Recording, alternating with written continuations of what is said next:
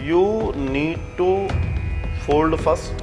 तो अब ये मामला ऊर्जा के ट्रांसफॉर्मिंग का नहीं है। सुमेरु जो बीच वाला मन का होता है उसको लांग जाते हैं। मोनिका महाजन, गुरुजी आसन से उठने के बाद एकदम से धरती पर पांव रख देना चाहिए या किसी कालीन या दरी पर पांव रखना चाहिए, कृपा करके बताएं।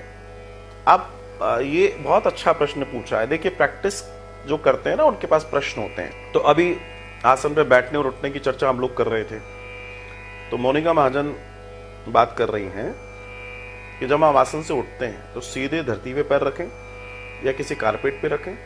तो मोनिका इससे कोई लेना देना नहीं है। You need to fold first, मतलब जब आप फोल्ड करके जल डालेंगे, प्रणाम करेंगे, 2-3 बार प्रणाम कीजिए और उसको हल्का सा फोल्ड कीजिए। पहले तो छोटा फोल्ड होगा, फिर आप उस पर उठेंगे और उठने के बाद आप उसको प्रणाम करके फोल्ड कर लीजिए। जमीन पर पैर तो रखने ही पड़ेंगे। पूजा हो गई, मामला पूरा हो गया। अब कहानी क्या है, हम लोगों ने कंडक्टिव नॉन कंडक्टिव, सुचालक और कुचालक पढ़ा है। तो जो पृथ्वी है, जो धरती है, वो क्या करती है, वो ऊर्जा को खींच रही है नीचे। इसलिए हम ऊनी या घास के कुछ आसन लेते हैं ताकि वो नीचे नहीं खींच पाए। राइट, इतना तो हम समझते हैं। तो हम पूजा कर चुके हैं, तो अब ये मामला ऊर्जा के ट्रांसफॉर्मिंग का नहीं है, पहली चीज। दूसरी चीज होता क्या है,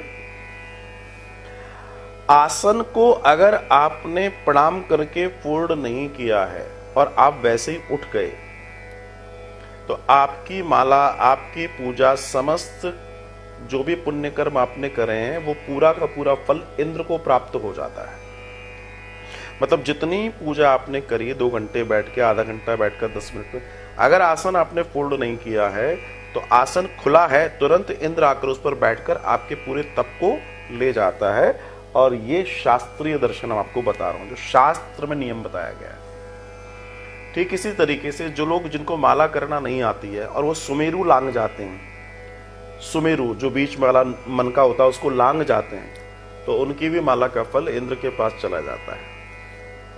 यही चीजें हैं, सत्संग से जुड़ने से हमें इन चीजों की जानकारी मिलती है और हम अपने आप को बचा पाते हैं।